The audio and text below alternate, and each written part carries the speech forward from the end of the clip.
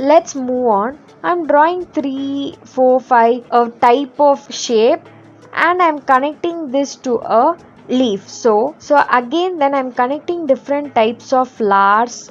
It looks like daisy, so I'm just drawing the leaf of different colors, and then I'm shading this daisy flower. Let's move on. Here, using a pencil, I'm drawing and then a flower. So again I'm drawing a flower that is opening, and then I'm shading the flower and I'm drawing a leaf of the flower slowly and then shade them.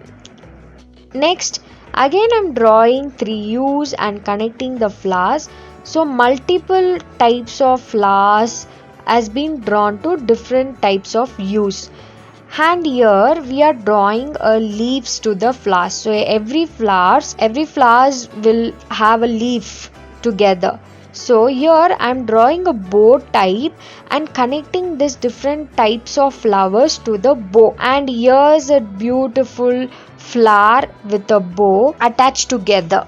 So with the leaf, here's a beautiful flower bouquet frame.